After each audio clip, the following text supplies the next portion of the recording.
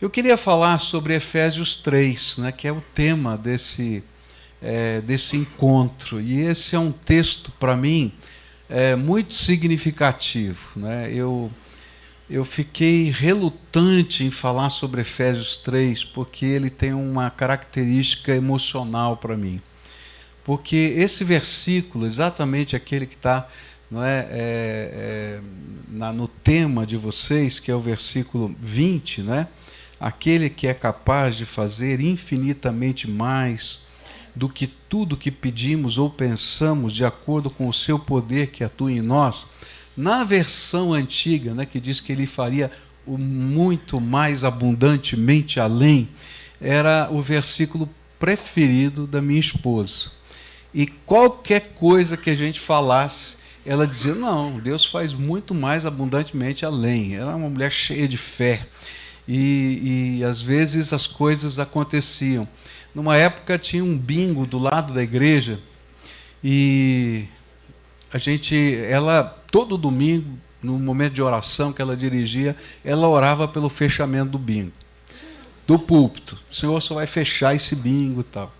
E aí saiu um decreto do nosso governador fechando o bingo. O dono do bingo disse, isso é por causa daquela mulher que ora toda noite lá.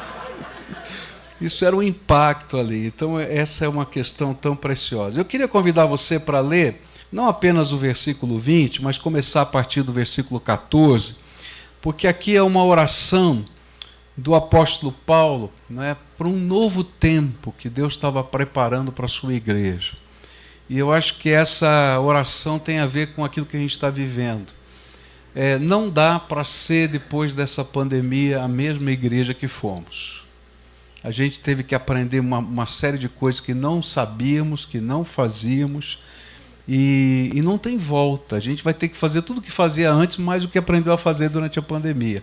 E talvez essa seja a crise de muita gente, porque está nessa dimensão de dois mundos completamente diferentes, o presencial e o digital, e aí a gente vê os impactos do digital.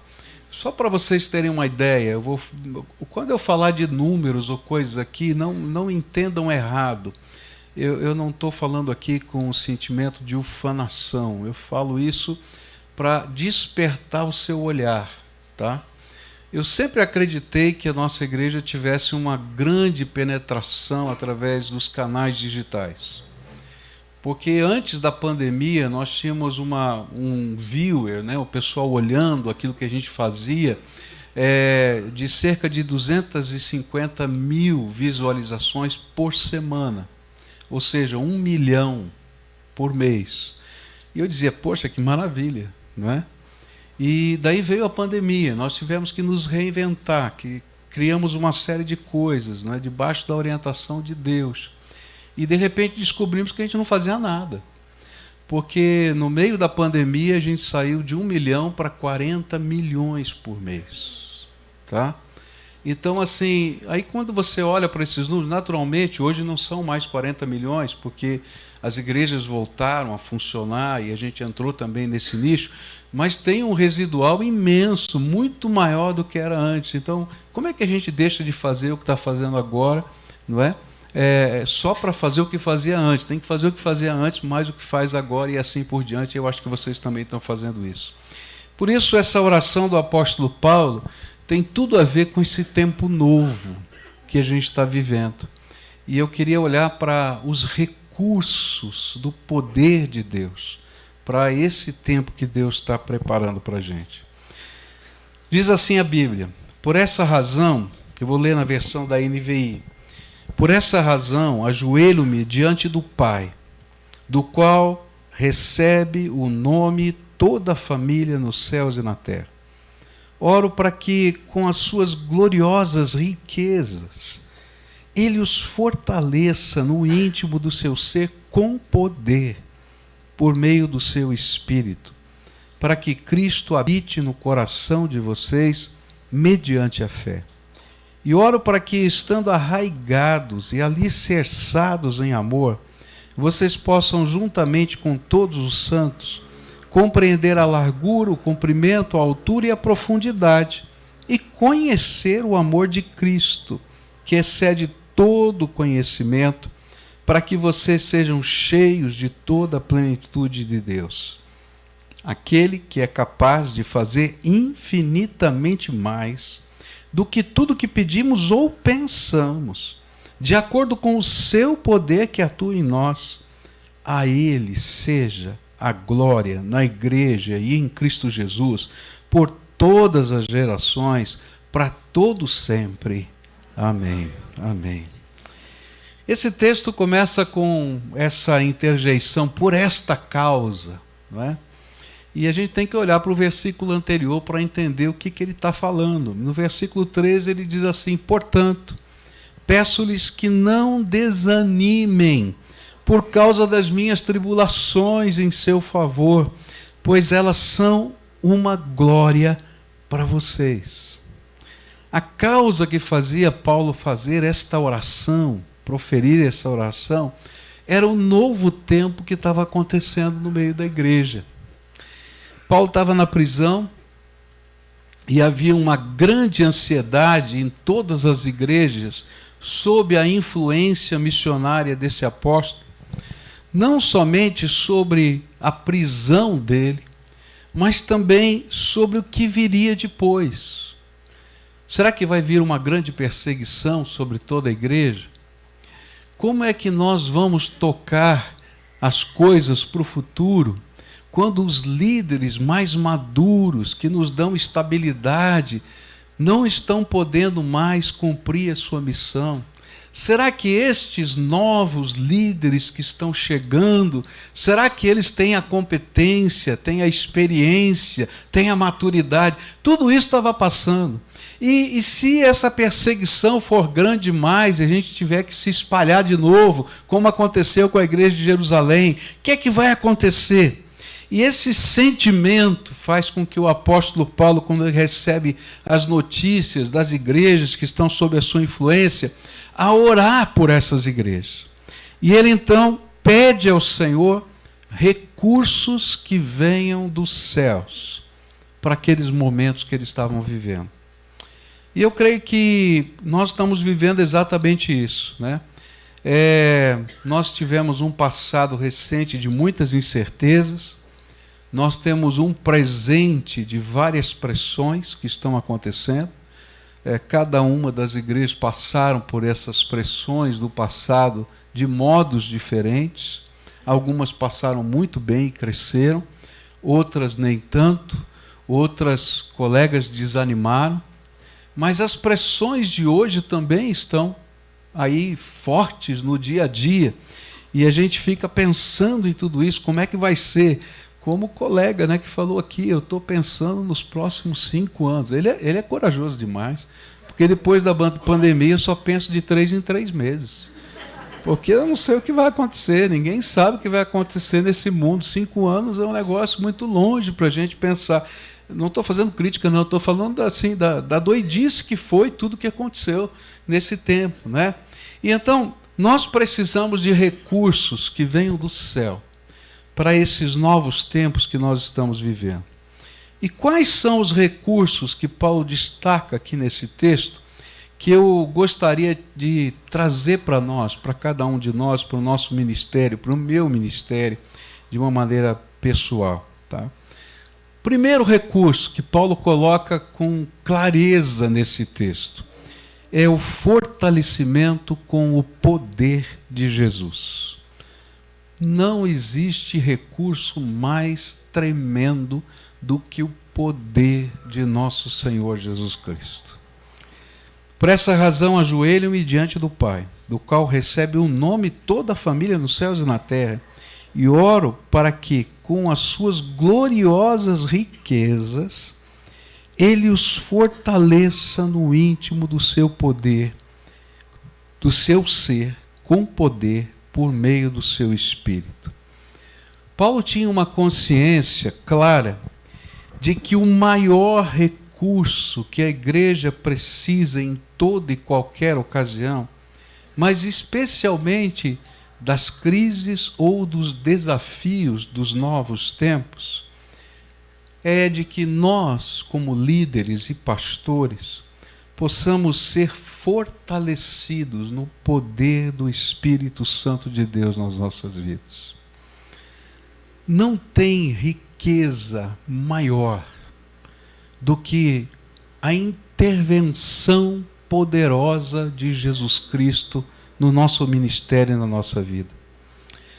Se Paulo queria que eles entendessem, né, isso, ele queria que eles aprendessem que diante da dificuldade, da crise, da escassez, da incerteza, do medo, dos conflitos de liderança, das dúvidas ministeriais, das necessidades de se reinventar, sem às vezes qualquer parâmetro ou recurso disponível financeiro para isso, nós precisamos de algo extraordinário de Deus acontecendo, que revelem as riquezas do nosso Senhor Jesus Cristo. E é interessante que a história já nos mostrou que foram justamente nesses momentos de crise, de desafio, que a igreja mais cresceu. Tem um artigo de um sociólogo católico que ele fala sobre as pandemias, muito interessante. Ele foi publicado primeiro numa revista americana, depois saiu como um capítulo de um livro em português, e ele fala sobre as pandemias. Ele diz: em todas as pandemias da história, a igreja cresceu, porque ela revelou algo que os outros não tinham coragem de fazer, é de amar as pessoas, correndo o risco de própria vida. E aí, então, os hospitais nasceram, os trabalhos de caridade nasceram, e o impacto tremendo na sociedade. E se você olhar para aquilo que está acontecendo nos dias de hoje, você vai perceber que aquelas igrejas que entenderam a sua missão cresceram e vão continuar crescendo, porque as riquezas de Deus continuam sendo entregues para nós. E a gente tem que aprender a viver debaixo desse poder atuante do Senhor. Aquilo que Jesus disse, não é? É uma verdade: sem mim, o quê? Nada, nada, nada. Não tem o que funcione se não for o poder de Deus. Eu quero dar aqui alguns exemplos para vocês, tá? Porque às vezes a gente fala isso e diz: ok, a doutrina é maravilhosa, eu creio nessa doutrina. Mas eu queria desafiar você a buscar esse poder de maneira prática nos desafios da sua igreja, da sua vida. Porque o Espírito Santo de Deus tem os caminhos que nós não temos. E ele faz milagres que nós não somos capazes de fazer. Quando eu cheguei em Curitiba, há 34 anos atrás, vai fazer agora no mês de agosto, não é? A igreja de Curitiba era famosa pela confusão que tinha lá. Tanto que quando eu fui conversar com o meu conselheiro espiritual, que era o Dr. Werner Kascher, eu trabalhava no seminário como professor, e ele era o reitor do seminário, o diretor do seminário, e era meu conselheiro. Eu amava aqueles conselhos dele. E quando eu disse: olha, eu estou sendo sondado para ir para a primeira de Curitiba, ele disse: meu irmão foi pastor lá, não vá lá, não vá para lá, você vai sofrer demais. Aquela igreja é uma confusão danada. E ainda tinha saído uma confusão, um boato tremendo naquele contexto, porque a saída do pastor Marcílio Teixeira, o pastor Marcílio Teixeira fez um ministério maravilhoso, mas no final do ministério ele teve problemas com alguns líderes da igreja, de uma ala maçônica, que estava lá e fazia uma pressão muito grande, né? E disse: como é que você vai lidar com os maçons? E eu me lembro que o dia que eu fui para a entrevista, eu disse assim: Senhor Jesus, eu tinha 29 anos de idade, tinha orado tanto, falei: Senhor, eu não sei nem como responder esse negócio. Se me perguntaram, estou lascado. E aí Deus é bom, não me perguntaram nada sobre maçonaria. E eu falei assim: Senhor, como é que é possível um negócio desse? Eu vou contando essa história, vai longe, mas eu quero dizer o seguinte: aquilo me incomodava muito. Eu disse: eu não sei como resolver esse problema. Eu não tenho habilidade política para resolver esse problema. Eu não tenho habilidade estratégica. Eu só tenho uma coisa, Senhor: eu sei dobrar o meu joelho e orar. E eu comecei a orar. Eu e minha esposa orávamos: Senhor, eu não sei como lidar, me ajuda. E um dia fui convidado para jantar na casa de um dos irmãos, desses líderes da igreja. Falei: lá vem coisa, tem misericórdia. Esse jantar vai ter preço, né? E aí chegou lá e ele disse assim: pastor, nós somos 29 líderes da igreja naquela época, 29 líderes da igreja filiados à maçonaria, todos em grandes cargos da maçonaria. Mas Deus tem tocado o nosso coração. E nós fizemos uma reunião e decidimos que, para o bem do Senhor, da igreja, do reino de Cristo, todos nós vamos sair da maçonaria e vamos nos dedicar à obra do Senhor. Quem faz isso? Tem pastor que consiga fazer isso? Não faz, meu irmão. Não faz. Paulo estava dizendo o seguinte: olha, você vai passar por crises, você vai passar por dificuldades, mas você tem uma arma tremenda, você tem algo extraordinário, que ninguém entende como funciona. É o poder da riqueza de Deus que se derrama, não somente sobre a sua vida, mas sobre a vida da igreja. Durante essa pandemia, eu estava orando, falei: Senhor, nos livre de perder uma geração. Sabe o que eu estava preocupado durante a pandemia? Com os jovens e adolescentes da igreja. Eu não sei se você, como líder e pastor, ficou preocupado com isso. Eu fiquei. E comecei a orar, falei: Senhor, pelo amor de Deus, eu não quero perder uma geração de jovens e de adolescentes. Mas sabe quem resolve essas questões? Não é uma estratégia. É claro que eu tenho uma estratégia. Se você perguntar o que eu faço com jovens, eu vou explicar para você. Mas eu não reputo isso à estratégia, ao plano, à ferramenta, porque a ferramenta não tem poder, a ferramenta só nos ajuda a trabalhar. A inspiração do artista não está na ferramenta, é graça de Deus.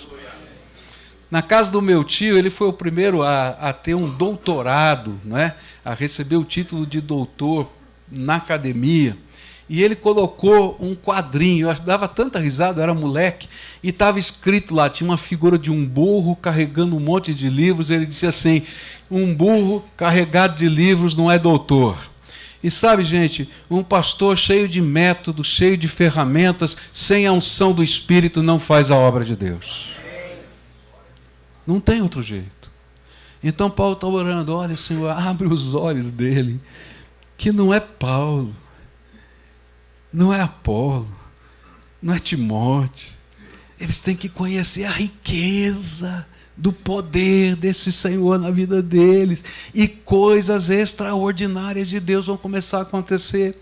Eu estava orando pelos jovens e adolescentes.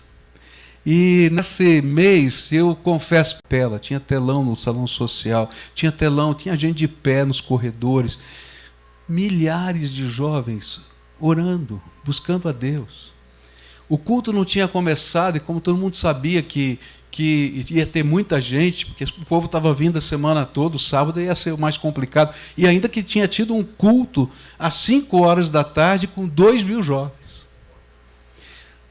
Quando eles chegaram mais cedo, meia hora antes, 1 hora antes, a gente abriu, não sei exatamente quanto tempo foi, mas eles abrimos lá as portas do templo, eles começaram a chegar, e de repente um daqueles jovens começa a cantar uma canção. A capela, não tem ninguém no palco.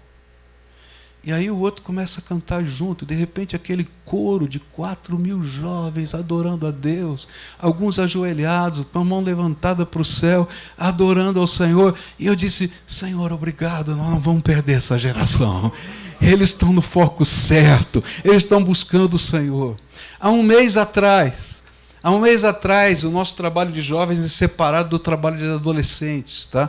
Então, os nossos adolescentes são os mais jovenzinhos, até 18 anos. E eles têm lá um movimento evangelístico que eles fazem.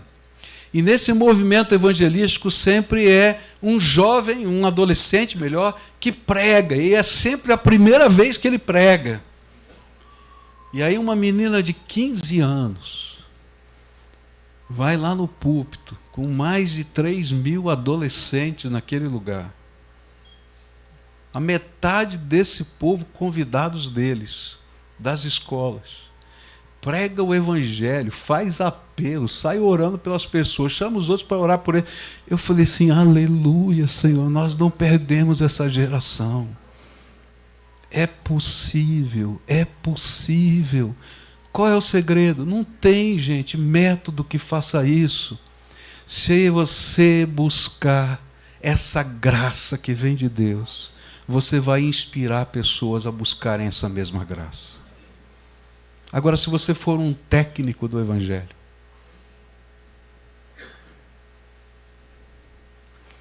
um coaching apenas, vai ter um monte de gente querendo ser técnico e coaching do seu ministério também. Mas quando você se dobra na presença de Deus, e Deus começa a agir, quem pode fazer alguma coisa? E sabe, queridos, a gente, com Deus acontecendo, coisas que a gente não consegue explicar, que a gente não tem como resolver. Eu me lembro que, como o pastor que me antecedeu falando aqui, eu também tenho uma meta de sair, deixar o ministério da Primeira Igreja de Curitiba. Já anunciei isso. Eu vou abrir o processo de sucessão pastoral agora em novembro desse ano e entrego a igreja em novembro do ano que vem. E isso eu venho falando já há 8 anos e pouco, porque Deus já tinha me falado que ia ser assim. Então lá atrás ele falou porque ele me conhece, porque esse sentimento que o pastor falou é verdade. Eu estou lutando com ele há 8 anos e meio, porque eu sei que eu tenho data de validade. E estou aqui trabalhando com o Senhor. Né? E ele vai trabalhando. Aí eu fiz uns acordos com ele. Falei, Senhor, tá bom, fechou. Vou obedecer. Agora eu quero pedir uma coisa para o Senhor. Eu quero que os meus últimos anos sejam mais produtivos que os primeiros. E falei, aí eu estava orando e o Senhor falou, então me pede. E eu peguei minha agendinha de oração e comecei a anotar. E eu falei assim, isso aqui é muito, não consigo fazer isso aqui em 5 anos de jeito nenhum. Em 4 anos, de jeito nenhum. Quando passou 1 ano, eu tinha feito tudo que era para em 4 anos. E eu falei, Senhor, acabou a lista. Ele falou, pede mais. E eu aumentei a lista. Eu falei, agora eu vou mais, né? E aí, orei. O Senhor me deu mais 1 ano e meio, acabou tudo a lista de novo. Eu falei, Senhor, acabou a lista de novo. Você não entendeu que eu sou uma fonte inesgotável, meu filho? Busca que você me encontra. E eu vou anunciar coisas o quê? Que você não sabe. Queridos, a gente quando vai para o lugar da oração, às vezes a gente vai apresentar os projetos para Deus e Deus diz assim, não vou abençoar esse negócio não. Pode riscar da tua agenda. Mas eu vou te mostrar uma coisa nova. E de repente a tua mente se abre para uma coisa que você nunca pensou. Ou chega alguém para você e te fala um desafio que você nunca imaginou. E você diz, não dá, não tem como.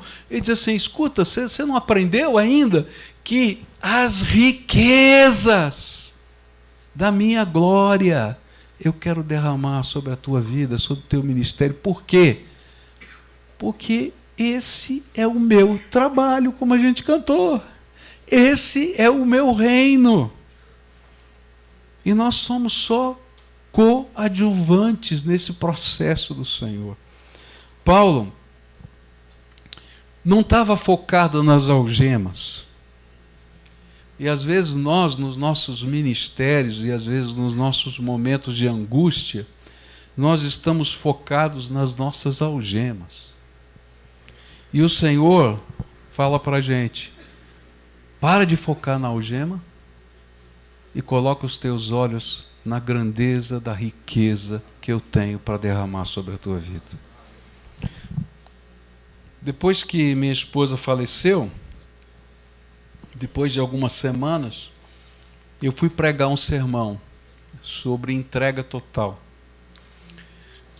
E aí foi horrível. Eu achei que aquele foi o pior sermão que eu já preguei na minha vida. E aí eu cheguei em casa sozinho à noite, né? Não tem ninguém, meus filhos são casados, meus netos têm a vida deles, né? E eu cheguei sozinho em casa à noite, falei, Senhor, tá ruim, hein? Olha só, estou aqui, sozinho, está difícil.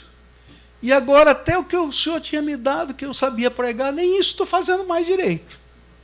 O Senhor tirou tudo. Aí ele falou para mim assim, eu estava batendo meu papo com ele, como sempre bato, ele falou no meu coração, filho, o que é que você pregou? Eu falei, preguei sobre entrega total. Pois é. Você não entregou tudo. Eu falei, eu não entreguei tudo? Como, Senhor? Entreguei minha vida para o Senhor, os meus bens, já entreguei carro, já entreguei casa, agora entreguei minha esposa. Como é que eu não entreguei tudo?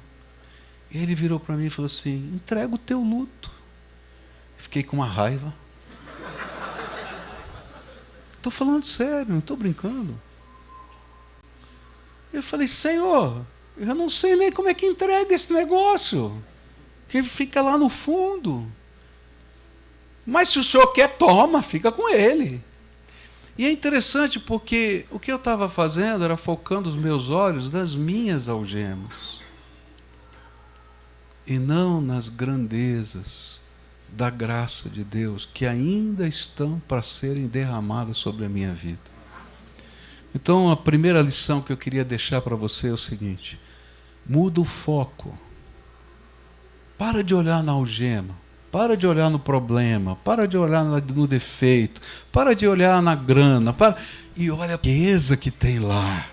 E diz, Senhor, eu quero essa riqueza, e dobra o teu joelho, e luta isso com Deus, e coisas extraordinárias de Deus vão acontecer. Não sou eu que falo, é a Bíblia. Verso 17, a palavra do Senhor diz assim, para que Cristo habite no coração de vocês mediante a fé. Eu estava meditando nesse texto e eu fiquei pensando assim, Senhor, não entendi o que é que Paulo está falando aqui. Ele está falando para crentes, está falando para líderes da igreja, porque esse negócio de Cristo habite no coração pela fé, eles já receberam Jesus. Por que Paulo está fazendo essa oração? Porque às vezes, queridos, as crises nos ajudam a ter a verdadeira consciência do significado de habitar em Cristo pela fé, ou de Cristo habitar no nosso coração pela fé. E aí eu vou falar uma coisa que vale para mim. Se você não concorda, me perdoe, mas eu estou falando para a minha vida, tá? Às vezes, a minha fé é tão limitada pelas fortalezas que controlam a minha mente, que ao invés de eu permitir que a plenitude da grandeza, da majestade de Jesus habite o meu coração, eu deixo com que essas fortalezas, esses pensamentos, esses raciocínios, porque lá a Bíblia fala dessas fortalezas como ideias, raciocínios. Lembra lá do texto, lá em Coríntios? Ideias, raciocínios, que ele diz que precisam ser levados cativos à presença do Senhor. E às vezes a gente pega essas ideias, esses pensamentos automáticos, essas ideias preconcebidas, esses métodos, esses processos, ou até aquilo que a gente imagina que Deus pode ou não pode fazer, e a gente esquece que Ele é o Todo-Poderoso. E a gente diz, olha, Senhor, o Senhor pode atuar e habitar no meu coração em todas essas áreas, mas nessas aqui não pode, porque eu já tenho uma filosofia formada. E Paulo está dizendo, ó Senhor, mostra para eles que o Senhor tem que habitar em toda a tua plenitude, na plenitude deles. Porque em certos momentos da nossa vida, a fé que deveria ser conectora com a grandeza do nosso Senhor, se torna limitadora da nossa percepção de Deus. A gente coloca limites na nossa fé. Isso Deus não pode fazer. Isso Deus não pode fazer. Isso Deus não pode fazer. Eu estava falando com um colega pastor em Portugal, e a ideia de dois colegas, na verdade eram dois colegas, eles diziam assim, a nossa igreja aqui em Portugal, o nosso papel é um papel de resiliência, nós somos o último forte do Evangelho. Estamos aqui para defender o forte. Eu falei, olha, eu acho que essa não é a vontade de Deus. A vontade de Deus é que vocês avancem com o Evangelho e tomem essa terra para a glória de Deus. Porque o poder de Deus é maior. Não, você não conhece a nossa cultura. Eu falei, olha, eu conheço o que Deus faz no mundo. Deus está fazendo essa obra no mundo. E Ele pode fazer aqui, porque Ele é o mesmo Deus. Não, a gente conta os exemplos aí do que Deus está fazendo. Não, isso acontece lá, isso acontece aí no Brasil, isso acontece no Egito, isso acontece... Mas aqui não acontece. Esse tipo de mentalidade, meu irmão, é um limitador à fé. Deus não está impedido de abençoar a tua vida e a tua igreja. Agora, eu posso ser o limitador da graça de Deus na minha vida e na minha igreja, se eu não deixar Ele nos conduzir ou me conduzir na direção que Ele quer. E esse tipo de fé incompleta é que nos impede de nós sermos cheios de toda a plenitude de Deus. Porque o verso 19 diz isso, né? Ser cheio de toda a plenitude de Deus. Eu acho que é mais ou menos o que aconteceu com a igreja que estava orando para que Pedro saísse da cadeia, lá no livro de Atos dos Apóstolos, né? E eles estão orando, e é a noite anterior à morte de Pedro, e no dia seguinte ele ia ser morto, tá? Já tinha sido julgado, ia ser então morto, já estava condenado. E a igreja está orando por um milagre. E vai a menina, bate alguém na porta, e a menina vai atender a porta. E ela volta feliz e contente, gritando, dizendo, é Pedro que está do lado de fora. E o que os líderes da igreja disseram? É o anjo dele. Ele está preso. Agora o pior, você sabe o que é pior? O pior é que no capítulo 5, isso acontece no capítulo 12, mas no capítulo 5, versos 17 a 25 de Atos, o anjo já tinha libertado Pedro e os apóstolos. Isso não era uma novidade. Mas por que eles não criam? Por que você não crê? Porque existem algumas fortalezas que a gente coloca no nosso entendimento e a gente diz, não, isso vai acontecer lá em Curitiba, mas não vai acontecer aqui. Aí isso vai acontecer porque tem isso, tem aquilo. Queridos, não tem nada que funcione melhor do que a graça de Deus na nossa vida. E se você crê que tudo veio da graça, então você está subestimando e até entristecendo o coração do Pai, do Filho e do Espírito Santo, quando essa fé limitada te impede de enxergar a grandeza de Deus. Eu gosto de, às vezes, andar pela cidade e perguntar, Senhor, o que é que o Senhor está fazendo aí? O que é que o Senhor está fazendo nesse bairro? O que é que o Senhor está fazendo em tal lugar? E aí, quando eu começo a perceber o que Deus está fazendo, eu digo assim, Senhor, deixa eu entrar junto nesse processo. Porque Ele já foi na nossa frente. Se você não for, o outro vai. E o outro vai entrar. Porque a obra de Deus não vai ser detida pelas limitações da nossa fé. Agora nós vamos perder a bênção. Aí eu digo para ele, não quero perder essa bênção não, eu quero estar lá. Quero estar junto, quero estar lá dentro. Jesus continua agindo poderosamente, coisas que fogem o nosso entendimento. Tem uma igreja presbiteriana no Egito, de um amigo meu, Samé Maurício. É um amigo querido, a gente tem comunhão com frequência. E essa é uma igreja que está num país muçulmano, difícil. E lá é comum, não é difícil de acontecer, dos familiares, quando alguém se converte, decidir qual dos parentes vai matar os que se converteram.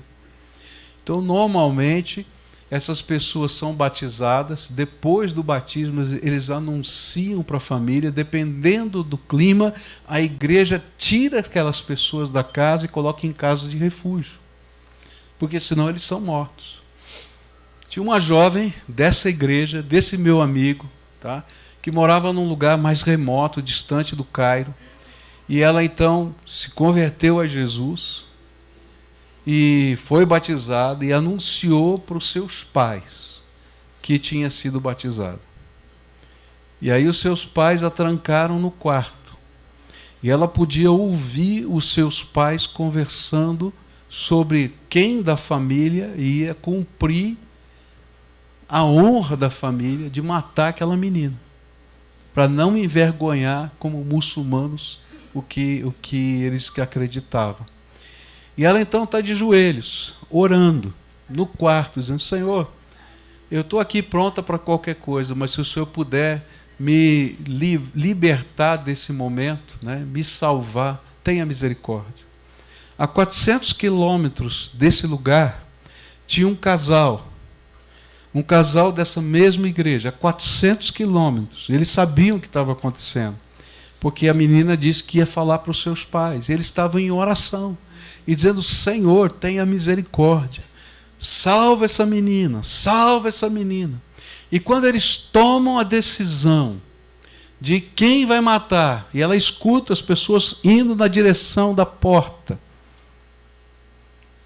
ela não sabe o que aconteceu, mas ela aparece a 400 quilômetros de distância, no mesmo quarto em que aquele casal estava orando, e eles abrem os seus olhos e dizem: como você chegou aqui? Ela diz: eu não sei, mas o Senhor me trouxe até aqui. Eu já vi isso na Bíblia. Você já viu algumas coisas assim na Bíblia? Não vi em nenhum outro lugar além da Bíblia, confesso. Mas eu creio que Deus ainda possa fazer essas coisas nos dias de hoje. Agora, será que Ele só pode fazer no Egito? Eu creio que Deus pode fazer muito mais abundantemente além daquilo que pedimos ou pensamos, segundo o poder dEle que em nós opera. Não é isso que diz a Bíblia? Se você não consegue nem imaginar, Ele faz o mais abundantemente além daquilo que você pensa, meu amigo. Imagina, é isso que a Bíblia está falando. E aí Paulo está dizendo assim: olha, que Cristo habite o coração de vocês, nessas áreas de incredulidade, nessas áreas de dureza, para que a plenitude do Senhor esteja sobre vocês. E sabe, quando isso começa a acontecer, não dá para ser o mesmo, porque as coisas vão estar fora do nosso controle. E essa é uma das coisas mais extraordinárias de fazer parte da Igreja de Jesus. Não sou eu que tenho controle, quem tem controle é Jesus. Não cabe na minha cabeça tudo quanto Deus vai fazer. E às vezes eu vou lutar com Deus, porque eu não entendo o que Deus quer fazer. Mas Deus vai fazer os milagres dele.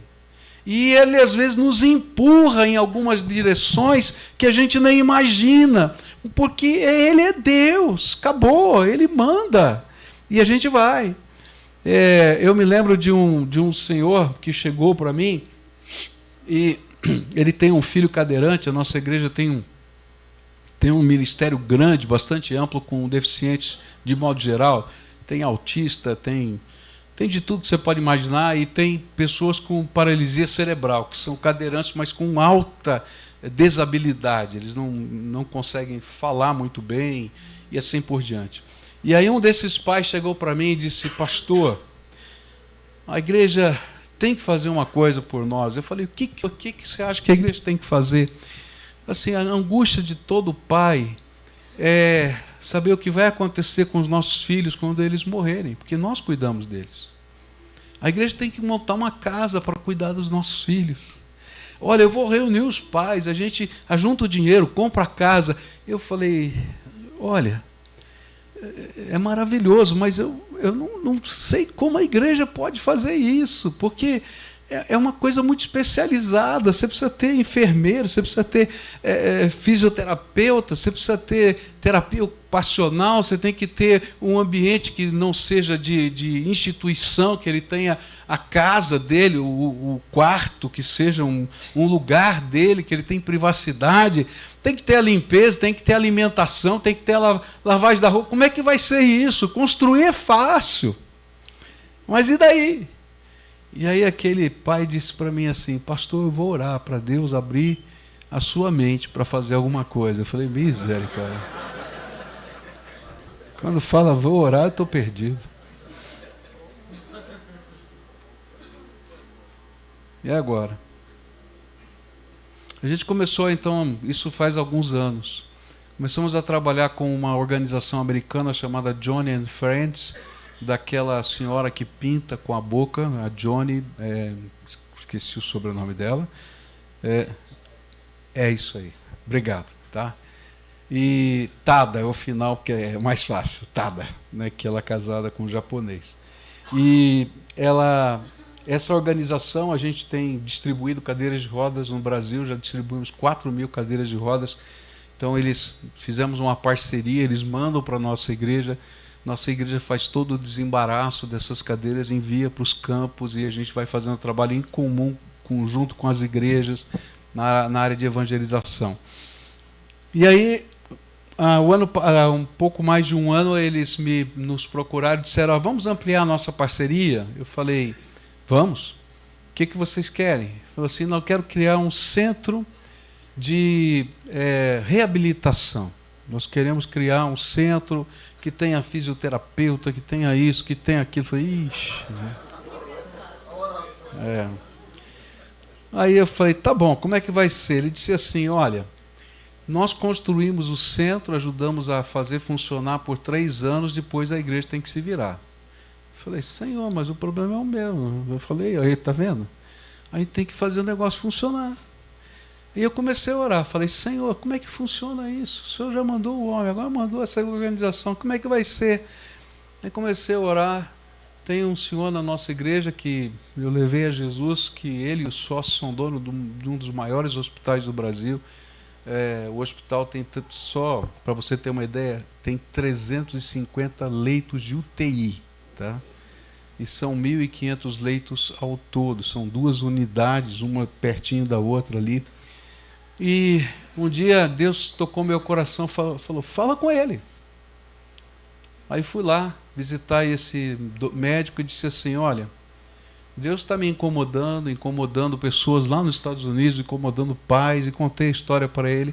Falei assim, mas a igreja não tem capacidade de fazer isso. Mas eu desenhei um projeto aqui, veja se você aceita isso. A gente vai fazer isso, toda a parte que for de evangelismo, de serviço, a gente toca, mas tudo que for de saúde, o hospital toca. E a gente faz convênios com as universidades, porque as universidades fazem estágio com você, de enfermagem, disso, daquilo, e você paga os preceptores. Eu não tenho dinheiro para pagar. Tá? Ele olhou para mim na maior cara, assim, de pau, e disse assim, fechou. Eu disse, fechou? Fechou. Daí, fiz uma reunião online com o pessoal dos Estados Unidos e apresentei o projeto. Falei, olha, gente, o projeto é o seguinte, se a gente não fizer uma parceria com o hospital, a igreja não tem condição de fazer isso. Não é viável, a gente não consegue. Mas o hospital está afim. Coloquei ele lá na reunião, não falava nada de inglês, estava lá na reunião, baixava a cabeça que sim e tal. Ele disse assim, mas se a gente fizer um investimento, ele assina o compromisso. Ele falou, assino, pode mandar o que você quiser que eu assino. Eu falei, está falado e tal. Pois o filho dele, que também está no processo de sucessão, ele, vamos lá e tal. Final da história, só para você saber. Quando a gente conversou do projeto, eu falei assim, olha, quando vocês comprarem o terreno, porque eles vão comprar e construir, compra um terreno um pouquinho maior e deixa uma área para mim no fundo. E eles tinham um orçamento de $1 milhão para fazer todo esse projeto. E eu comecei a olhar e falei assim, não vai dar, esse daí você vai estourar, o orçamento vai estourar. E o que é esse negócio no fundo? E falei assim, isso aqui, já estava o engenheiro do lado, isso aqui vai sair $1,5 milhão, mais ou menos. Tal. E eu falei, olha, está fora, como é que vai ser esse negócio? Ele virou para mim e falou assim, você não sabe que ministério custa dinheiro? Nós vamos investir $1,5 milhão. É. E esse negócio no fundo? Ele disse, você não tem um sonho de abrigar essas pessoas? Você faz parte do meu sonho e eu vou investir no seu sonho. Quem faz isso, gente? Quem faz? Só o Senhor. Nunca tinha visto aquela gente na minha vida, não conhecia ninguém deles. Cai de paraquedas. Deus é bom. Mas você tem que tirar a fortaleza da mente. Eu tive que tirar a fortaleza da mente. E cada vez que Deus me lança um desafio, eu tremo de medo de novo, porque eu sou humano. E eu tenho que tirar a fortaleza da minha mente de novo. E o Senhor vai lá e diz assim: filho, você não aprendeu ainda depois de 40 e tantos anos de ministério? Eu digo: Senhor, perdão, eu ainda sou de carne. Mas me ajuda, eu quero aprender, eu quero aprender, eu quero aprender. Terceira coisa que eu queria deixar com vocês. Eu acho que eu já estourei o tempo, não foi? Não? Tá. Aqui um negócio tremendo, diz assim, 17, né? Oro para que, estando arraigados e alicerçados em amor, vocês possam, juntamente com todos os santos, compreender a largura, o comprimento, a altura, a profundidade e conhecer o amor de Cristo que excede todo conhecimento, para que vocês sejam cheios de toda a plenitude de Deus, aquele que é capaz de fazer infinitamente mais do que tudo o que pedimos ou pensamos, de acordo com o seu poder que atua em nós. E aí a terceira coisa que Paulo apresenta como recurso é que a gente possa compreender as dimensões do amor de Jesus, que excede todo o entendimento e conhecimento.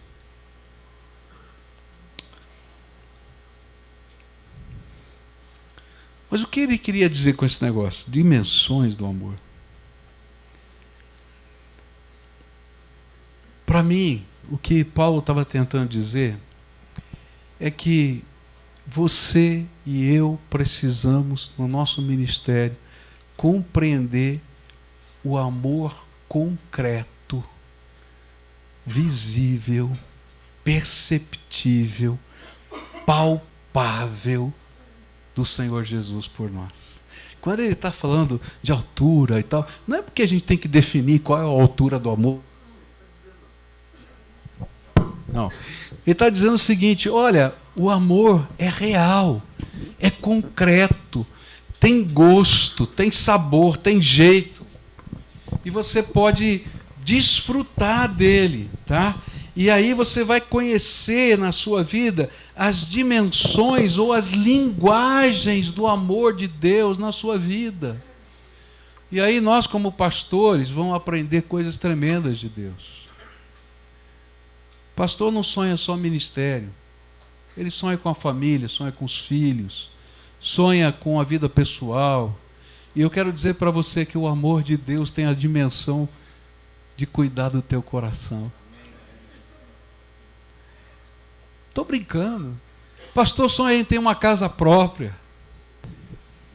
Pastor sonha em ter um carro. Eu não estou falando que essas coisas materiais é que nos definem, mas faz parte da vida. Qual é o pai aqui que não queria comprar um brinquedo para o seu filho? Qual é o pai aqui que não quer, na hora que cresce o pezinho dele, não ajustar o pé ao calçado, mas o calçado ao pé, não é? É o inverso, que a gente diz: olha, não cresce tanto, né? Porque a grana está acabando. Não é verdade o que eu estou falando? E aí o Senhor vai dizer assim: olha, eu cuido dos detalhes. Dos detalhes. Eu quero ter uma velhice sustentável. O Senhor também se importa. Paulo está dizendo: olha, vocês estão preocupados? Eu não estou. Estou aqui na cadeia. Estou não. Todo aqui, Roma está sendo... Paulo também era um evangelista, né? Toda Roma está sendo evangelizada. Eu estou falando com os soldados aqui da guarda pretoriana, mas já está todo mundo, o evangelho está saindo aqui, aleluia, graças a Deus. Eu não estou preocupado, porque o Senhor cuida. E as dimensões do amor, essas são aquelas que envolvem todas as áreas da nossa vida. E sabe, ele vai acrescentar que esse amor vai além da nossa compreensão ou conhecimento prévio. É isso que ele está dizendo. Você ainda não experimentou a grandeza do amor de Deus, das coisas que ele preparou para a tua vida, meu amigo. Você não tem noção, é isso que ele está dizendo. Você não tem noção de quanto Jesus te ama e está cuidando de você. E essas coisas são tremendas. Quantas vezes na minha vida, e você deve ter vivido isso também, você está lá, né, nem fez uma oração, porque você às vezes eu tinha até vergonha de fazer oração. Eu era assim, né? Assim, eu não tenho coragem de orar isso, mas ele diz assim, Senhor, está vendo ali, aqui eu gostaria daquilo, né, tal, não sei o quê. Né? E de repente aquilo chega na minha casa. E a gente olha, leva um susto, porque você nem orou, foi um bilhetinho, assim, né? Oh, sabe como é, né? Tal. E o Senhor diz assim, filho, sou eu que cuido. Eu tenho certeza que cada um de vocês aqui tem dezenas e dezenas de histórias dessas.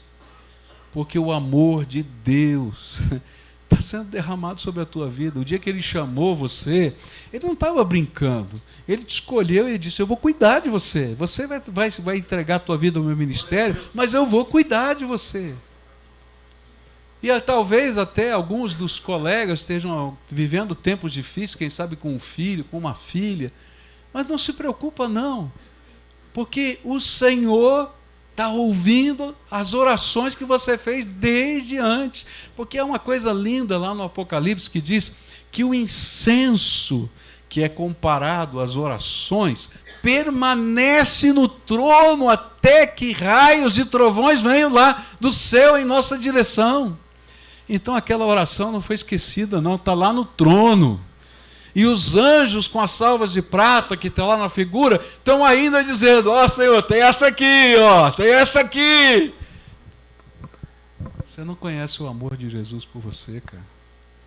É muito maior. E às vezes a gente fica até sem graça. Fala assim, Senhor, essa só não precisava atender, né? Olha só, mas fez bem, obrigado, viu? Tá. É incrível, Jesus é tão bom, como Ele é bom. Algumas vezes Ele vai dizer não para a gente. E não significa que Ele não nos ama. Quando Ele diz não, é porque Ele tem planos que a gente não conhece. E a nossa mente não consegue compreender a grandeza do plano que Ele tem. Esse amor é aquele que alcança o nosso coração e enraiza a nossa experiência no Senhor. E é por isso que ele diz que quando a gente vive esse tipo de ministério, a gente vive arraigados e alicerçados em amor. Os momentos da vida são diferentes, mas a gente está alicerçado e arraigado em amor. Essa semana eu estava orando, ontem, estava orando, de manhãzinha cedo, tinha uma gravação para fazer logo depois, e estava lá orando e lendo a palavra, e de repente, sabe aquele versículo que salta assim? E um negócio besta, um versículo assim, não sei explicar, mas de repente eu desabei a chorar. Sabe aquela coisa assim que vai da alma, né? E estava escrito assim lá em Jeremias 31, né, que ele tinha dormido e acordado, e olhou à sua volta e tinha sido doce a sua noite. E eu comecei a chorar. Eu disse assim, obrigado, Senhor, porque eu dormi e acordei e foi doce a minha noite. O Senhor é bom, Ele nos ama. O que significa esse pedido na prática? Então, quando a gente está liderando, às vezes a gente esquece dessa característica tão preciosa de Jesus. Lá na nossa região, a cultura tem muito alemão, tem muito polaco, tem muito russo. É muito mais fácil cobrar do que elogiar. Está entendendo? Mas gente é gente. E quando você, como pastor, vai lá e começa a tratar em amor, a elogiar, mostrar os valores, os dons, orar pela família, orar por eles, mostrar o que Deus está colocando no seu coração a respeito deles, da sua casa, aquele povo começa a sentir um amor diferente de Jesus espelhado nos seus líderes. E, gente, esse povo trabalha muito mais do que você mandar um bilhetinho de bronca para eles. Porque é o amor que motiva, que empurra a gente para a gente. Eu acho que esse tempo que Deus permitiu que nós vivêssemos foi um tempo de grande oportunidade para a gente aprender a ser uma comunidade de fé, verdadeiros irmãos em Cristo. O que a gente está fazendo com os jovens? Ensinando a eles o poder da oração. E a igreja está cheia.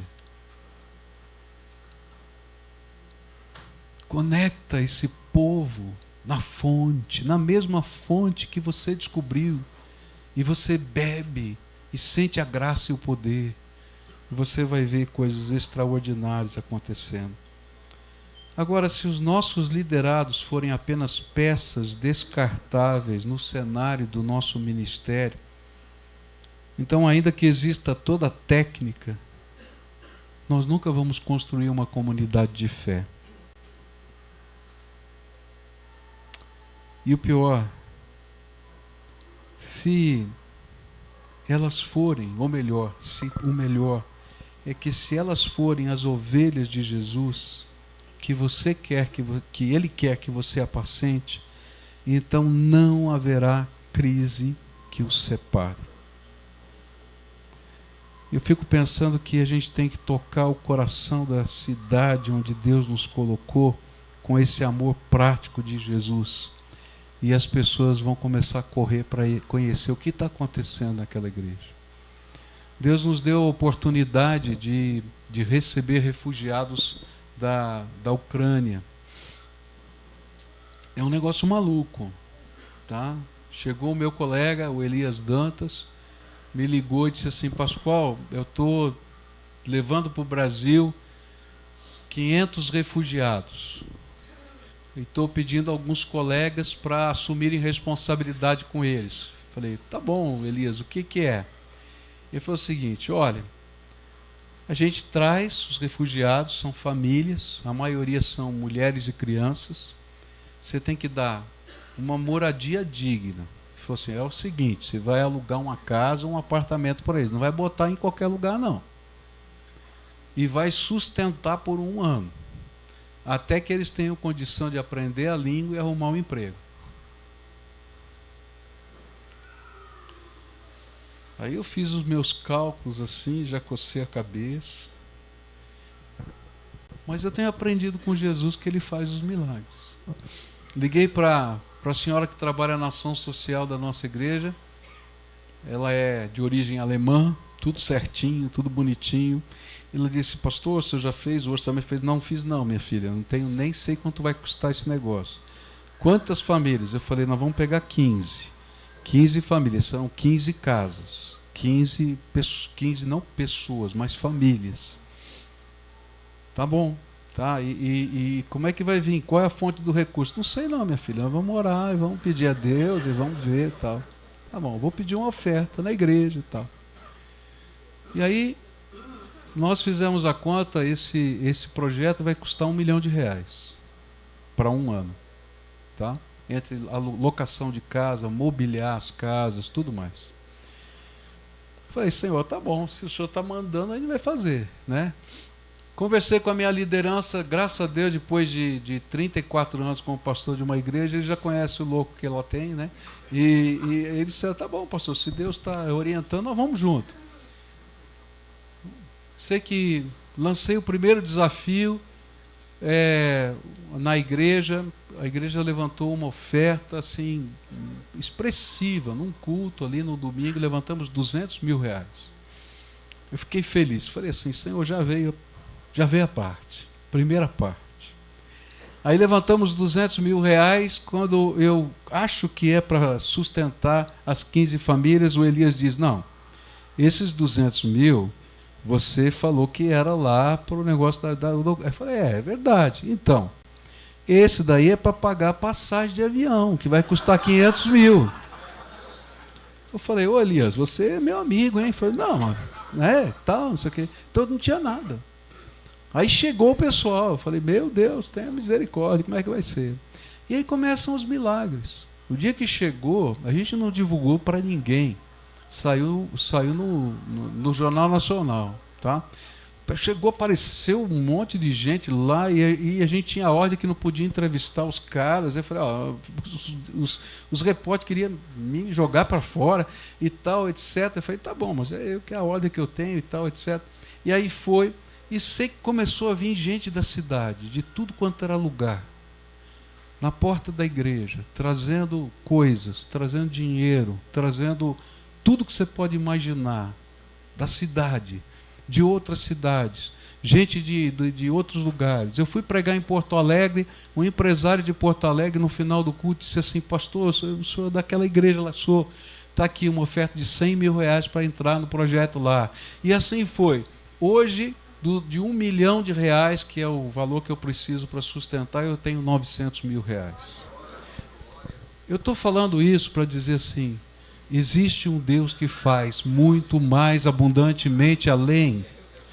Não saiu do caixa da igreja, eu não tenho esse dinheiro. Quando eu vi o povo da cidade chegando, eram caminhões chegando com doações. Era um negócio assim que eu tive que falar lá no local, no repórter local, não tragam mais doações, por favor. Sem brincadeira. A Electrolux doou todas as geladeiras e micro-ondas. Nós ganhamos. Eu nunca vi isso. Nós fomos alugar os apartamentos, a maioria todos num prédio novinho que estava sendo inaugurado na cidade de Prudentópolis, que é uma cidade que tem uma maioria de origem ucraniana. E nós chegamos lá, aquele prédio, os investidores daquele prédio, que compraram parte do prédio, cederam para a gente e disseram, vocês vão pagar o aluguel. Tá bom, aluguel, apartamento de 3 dormitórios, lindo, novinho, lindo. Né? E a gente olhou e falou, bom, e como é que vai ser isso aqui? Ele falou o seguinte, olha, nós vamos cobrar de vocês R$1.000 de aluguel e vocês não precisam pagar o condomínio.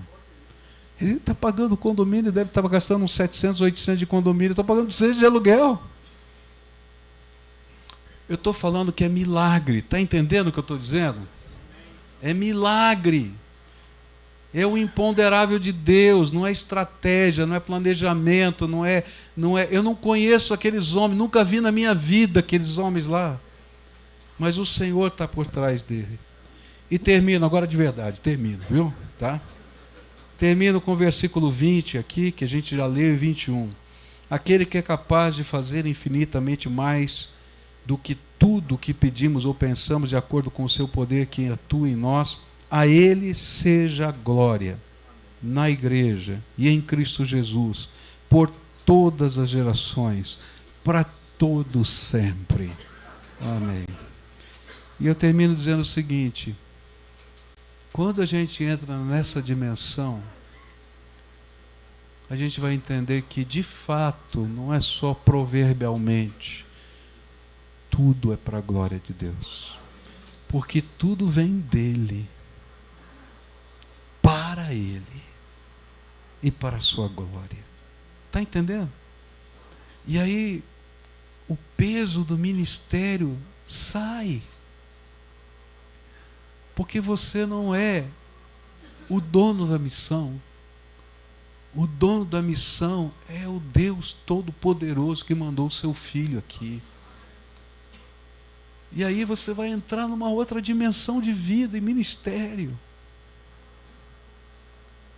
Eu queria hoje orar junto com você, porque eu acho que toda vez que o Espírito Santo fala conosco, a palavra de Deus é anunciada, o Senhor é digno de uma resposta. Se Ele falou, Ele é digno de uma resposta. E eu queria pedir para você tocar para a gente aqui, sopra sobre nós o teu sopro, né? Eu acho que vocês escolheram todas as músicas sabendo o sermão que eu ia pregar.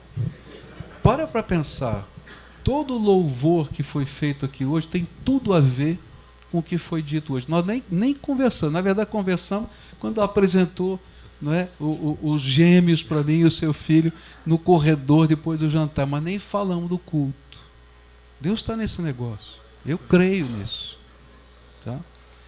Mas eu queria hoje convidar você, colega, a abrir a tua mente, ponderável de Deus.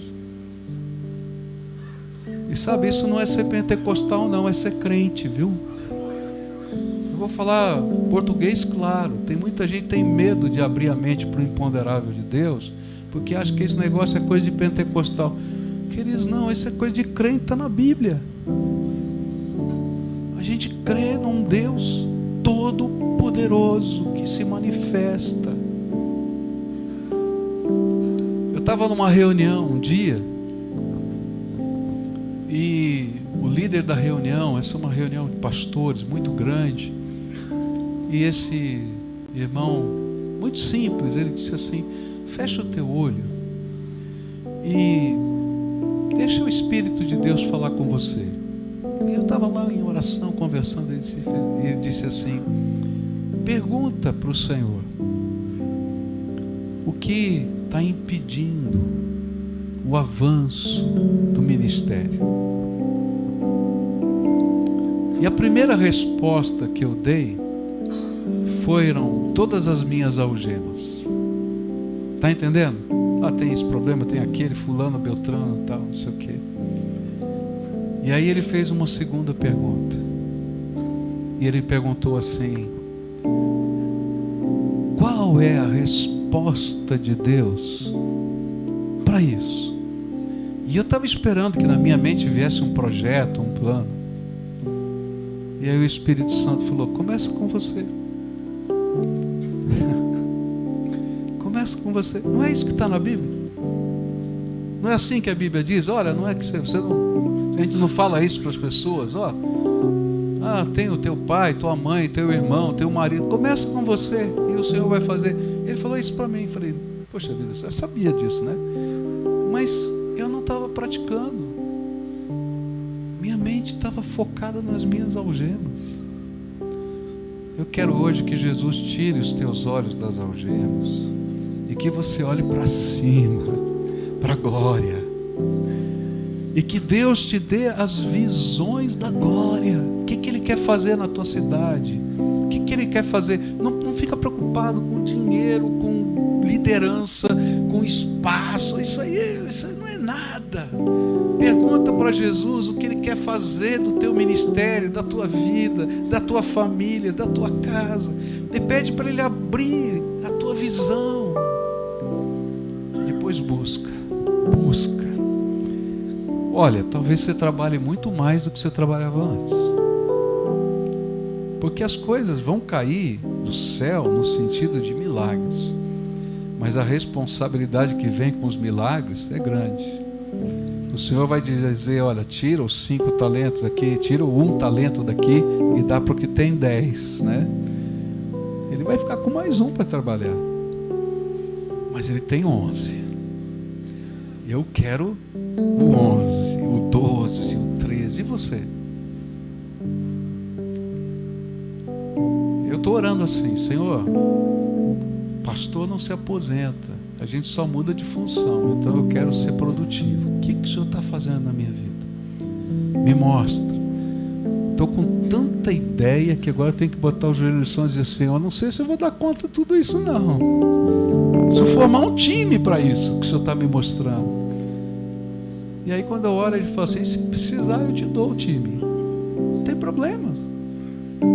Fica no centro da minha vontade, persegue o alvo. Hoje eu quero orar por você, consagrando ao Senhor esses sonhos, essas visões de Deus, esse abrir da tua mente, e pedindo para Deus tirar de você o foco da algema.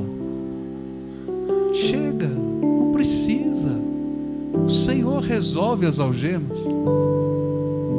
As algemas caem quando o Senhor entra. Quando Pedro saiu lá da prisão, as algemas caíram, ninguém foi abrir a algema. A porta que estava trancada, lembra?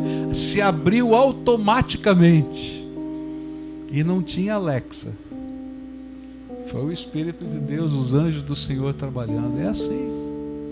Então, se hoje o Espírito Santo está falando com você, e você quer colocar esses entraves na mente, estão focados nas algemas, para pedir para o Senhor te mostrar a glória que Ele tem, a grandeza do amor. Se você está se sentindo apertadinho no ministério, o Senhor está dizendo: filho, eu quero que você experimente a concreteza do meu amor. Pode apalpar, tem dimensão. E a gente vai orar por isso. Então, se você é essa pessoa, vem para cá para frente, a gente vai orar junto. Eu digo que Deus faça coisas assim, que esses sonhos, essas visões de Deus aconteçam no poder dEle, porque acontecem, porque são de Deus, só isso, são de Deus. E a gente vai clamar a Ele.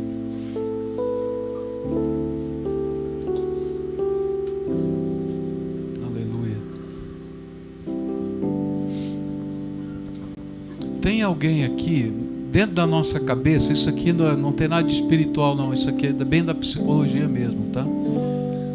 Dentro da cabeça da gente tem um negócio chamado pensamento automático. São aqueles pensamentos que sempre vêm na cabeça e nos barram, tá? Então tenta discernir quais são os pensamentos automáticos que vêm na tua cabeça e que são os grandes entraves que estão barrando a tua vida. Às vezes você interpreta uma conversa por causa de um pensamento automático que está sempre vindo na tua cabeça. Isso é humano, isso da psicologia, tá? Então vamos colocar isso diante de Deus, porque a palavra de Deus diz que a gente pode levar tudo isso cativo ao trono de Deus, a Cristo Jesus, está lá na Bíblia. E a gente vai dizer: Senhor, começa abrindo aqui, tirando essas coisas. Identifique e começa a falar para Jesus: Jesus, eu tenho pensamentos que vêm sempre na minha cabeça assim.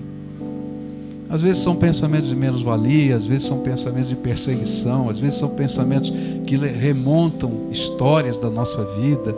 Eu não sei o que é, cada um tem os seus, eu tenho os meus. Todo ser humano tem. Mas eu quero apresentar cada vez mais ao Senhor esses pensamentos e quero ser livre deles. E agora a gente vai orar por eles. Senhor Jesus, esses teus filhos estão apresentando coisas da sua humanidade, da sua psique aqui, que qualquer ser humano tem, mas que às vezes impedem que a gente creia no teu amor por nós, nessas áreas da vida, que a gente creia no imponderável que o Senhor fará. E então nessa hora eu quero te pedir: vem com o teu Espírito Santo, conforme está na palavra, e leva cativo todos esses pensamentos, filosofias, ideologias, sentimentos, até o trono da tua graça. E que hoje, Senhor, seja um dia da gente vislumbrar o teu amor. Senhor, derrama do teu amor agora sobre os teus filhos, que eles possam ouvir que eles são filhos amados do Todo-Poderoso, que o ministério deles é precioso, que a família deles é preciosa, que eles são preciosos. Talvez alguém tenha dito que eles têm isso ou não têm aquilo, podem isso ou não podem aquilo, que o Senhor possa dizer para eles: olha, você é meu filho amado, e tudo que você precisa eu estou derramando sobre você. Vem, Senhor, e começa a derramar. Alguns, Senhor, tem alguns bilhetinhos que já entregaram para o Senhor, coisas que são valiosas, importantes, mas às vezes a gente tem até vergonha de falar para o Senhor, porque são coisas materiais.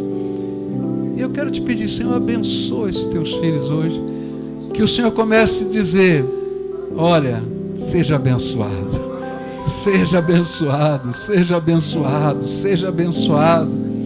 E às vezes a gente carrega tanta culpa quando o Senhor nos abençoa. O Pai abre os olhos dele para dizer: louvado seja o Senhor, porque tudo vem do Senhor. Agora eu quero te pedir, Senhor, Pai, abre na mente desse povo uma fome, uma sede no coração e na alma, por conhecer o teu poder, por ter uma intimidade, Senhor, tão gostosa contigo, que eles possam no momento de oração dizer: hoje eu ouvi a voz do Espírito dentro de mim, eu li nas Escrituras tal coisa e de repente o Espírito me deu a resposta.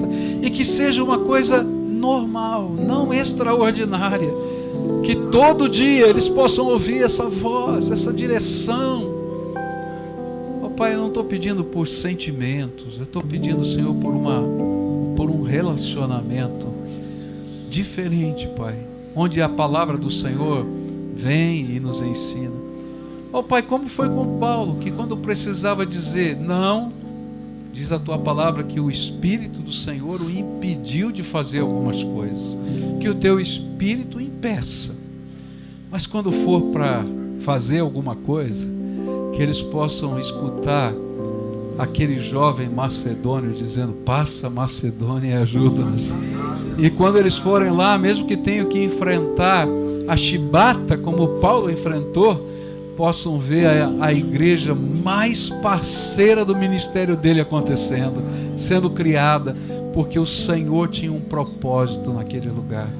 Ó Pai, faz essa obra. Agora eu quero orar pela família dos teus filhos. Eu quero orar pelos filhos deles. Eu quero te pedir, abençoa esses filhos. Onde quer que eles estejam agora, que a mão bondosa do Senhor os alcance. E se tiver algum filho de algum colega nosso afastado do Evangelho, eu quero te pedir, traz de volta agora, Senhor. Às vezes tem mágoas no coração, dores, tem raiva de líderes. Eu quero te pedir, Senhor, põe a tua mão de poder. Ó Pai, tem alguns que estão passando por enfermidades, quer seja, Senhor, os filhos, quer sejam a esposa, quer sejam eles.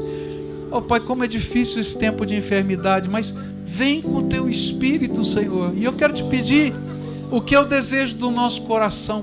Cura, Senhor, essas pessoas em nome de Jesus. Tua palavra diz que eu posso lançar sobre o Senhor toda a ansiedade, porque o Senhor cuida de mim. Então, Senhor, eu quero dizer, meu desejo é que o Senhor cure essas pessoas e que a gente possa ouvir as notícias de que curas extraordinárias do poder do Senhor aconteceram para a tua glória, Senhor, só para a tua glória, para que a gente possa dizer: o Senhor é tremendo, é maravilhoso. Escuta, Deus, a nossa oração. E eu quero te pedir, Senhor, que nesse tempo de oportunidades que o Senhor está abrindo, mas de dificuldades também, que o Senhor faça com que a igreja do Senhor exploda, que venha um avivamento tremendo, que redunde em conversões, que a gente possa ver os jovens, os adolescentes, as crianças louvando Jesus, que a gente possa ver as futuras gerações sendo a igreja presente e viva, Senhor. Escuta o nosso clamor, é aquilo que oramos em nome de Jesus. Amém, amém.